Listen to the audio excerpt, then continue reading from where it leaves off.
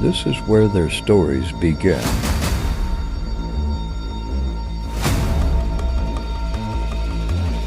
Each of these young people has a past, a story that brought them to this place. But what will their future hold?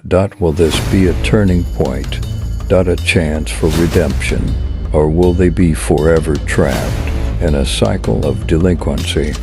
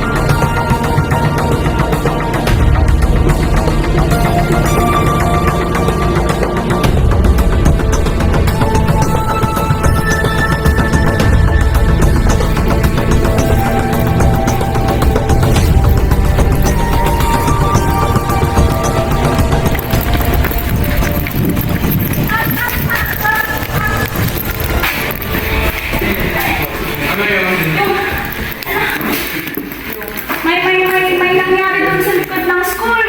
May mga bata na nag-aaway. Tapos, ano nangyari? Yung bata ko kasi pinupok sa ulo. Kilala mo ba yung bata na yun? Si Justin po yun. Yung gumawa nun, kilala niyo? Si Ramirez po. Ramirez. Saan po nangyari? Doon banda po sa likod ng school. Kanina lang? Opo. Sige. Okay, salamat para tawag tayo ng pulis para makasunan agad. Sige po. Sige. Hello, sir, ma'am. Good morning.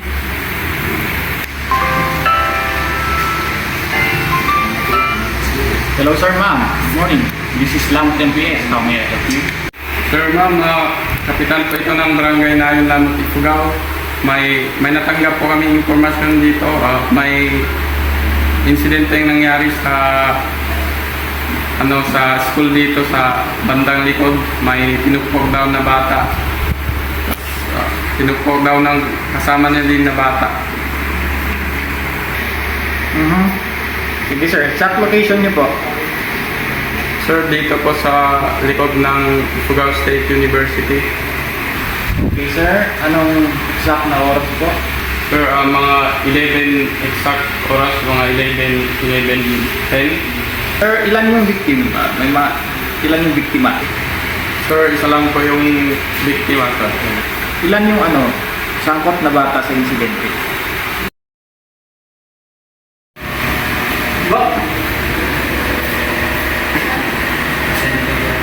I-verify na yung may insidente daw tayo sa likod namin. May dalawang split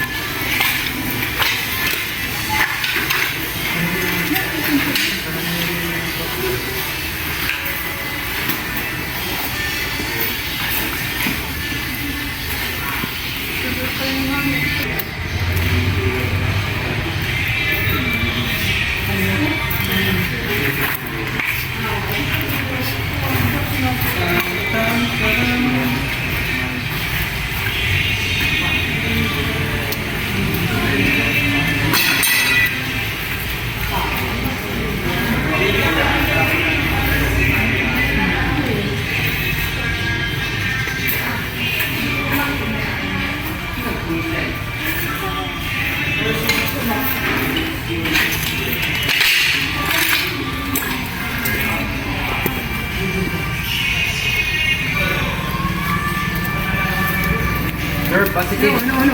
Patay.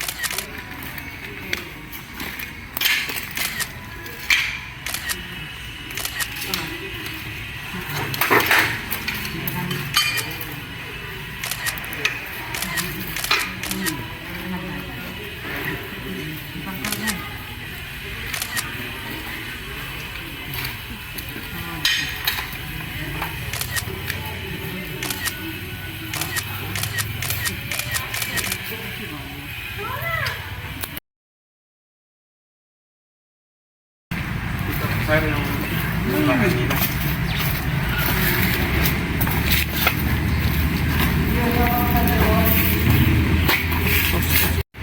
Ako po, mag-rapin mo ako.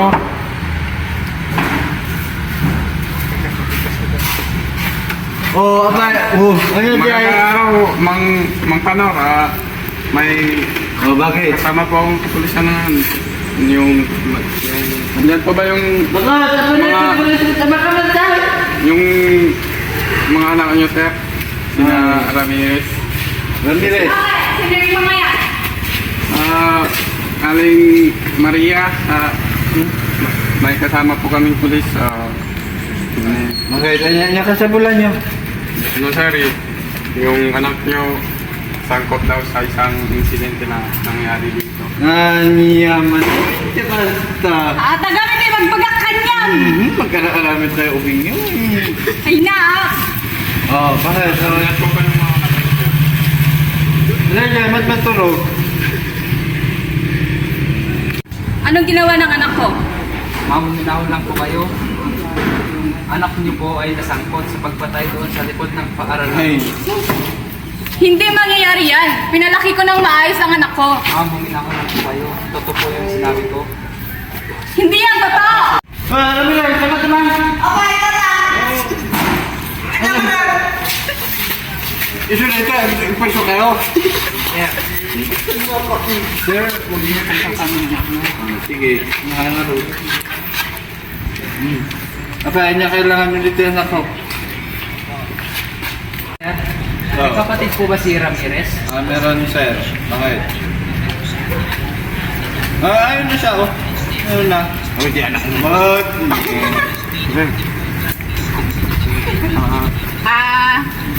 Inaanyayahan po namin kayong lahat para pumunta sa police station para doon na po tayo mag-usap. Okay, mas maganda doon. Halina Ganda kayo. lang doon.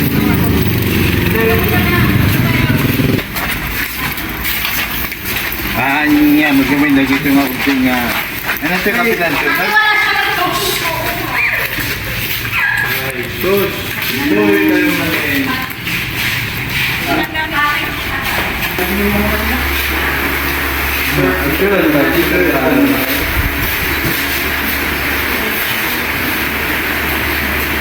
Ayaw mo ba?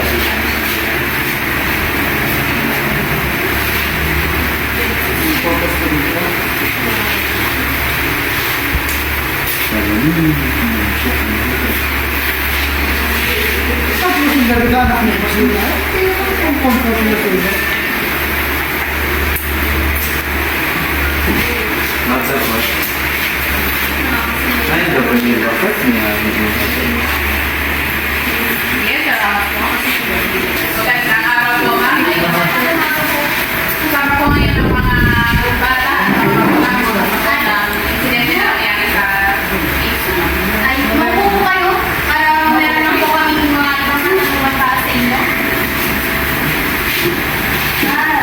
So sila yung fantasy is Yes. naiintindihan niyo ba yung Tagalog or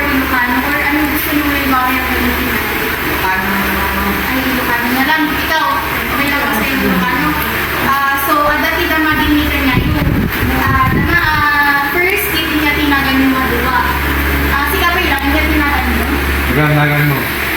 Ramirez, ma'am. Inyati first name. Ramirez, ma'am. Last name, ma'am. Ilayo, ma'am. Inyati birthday niyo, sir? Inyati birthday yo, kadi. 2004, ma'am. Ay, 2006, ma'am. Inya nga bulan ni birthday yo. January, ma'am. Inya nga bulan. January, ma'am. January, inya nga daw. 2, ma'am. January 2, 2008. So, inyati address si tata, inyati pagikyan nyo. So, ma'am, naman ka makagamitan na mo, inyati place of birth na niya. Ma'am, ay, di, abang ang mita, ma'am. Abang. So, manungay kitawin mo tata. 16, ma'am. 16. So, kanya, alis eskwela ka ba mo, Han? Yes, ma'am. Eskwela ka, inyati grade mo tata. Grade 9, ma'am. Grade 9. So, ulitin, kinagan mo kit ni Derek Ramirez. Date of birth mo kit January 2, 2006. Address mo kit ita Agang-ang, Ken, place of birth mo kit ita Agang-ang, Ken, si Kakot, 16 years old, minor ka kay. Si Kakot mo, tinatinagan mo, Denver, ma'am. Denver. Pagbada kayo agad sa kanya. Patada. Inya ti manutawin nyo. 15, ma'am. In inya ti birthday nyo, sir.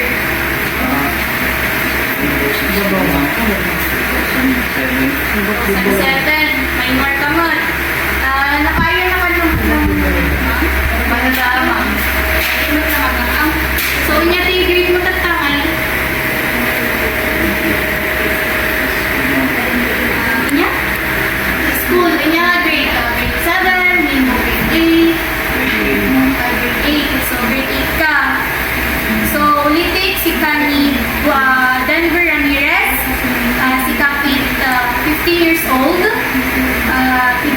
Inya ka din yung birthday mo na? 27, ma'am.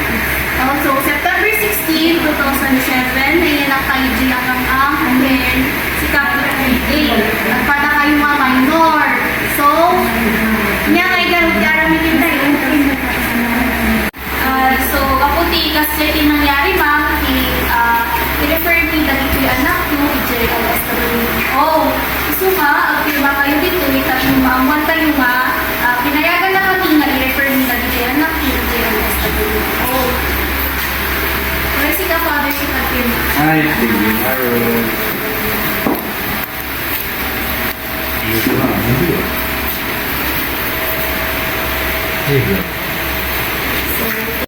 So, ma'am, i-figure nyo kayo ngayon dali ko yun, tapos si kayo yung mga madali ko, then, yun naman. Welcome pa.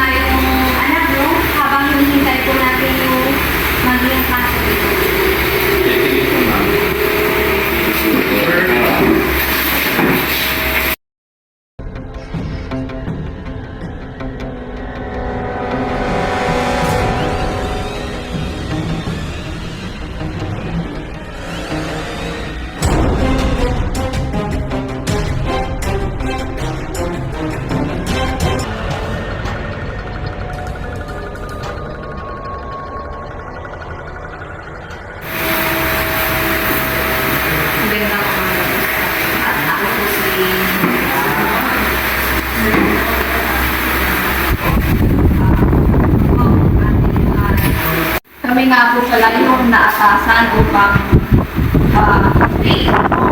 rehabilitate itong mga anak nyo dahil sa kanilang ginawa. At dahil nga po pala sa kanilang ginawa, kami po muna ang pupukot sa kanila upang sila isa ilalim sa rehabilitation. Isa po natin rehabilitation, ito po yung seminars, training skills, para po makarunong po sa kanila at magbago po natin kung ano man po yung basic ngayon. Ako po sa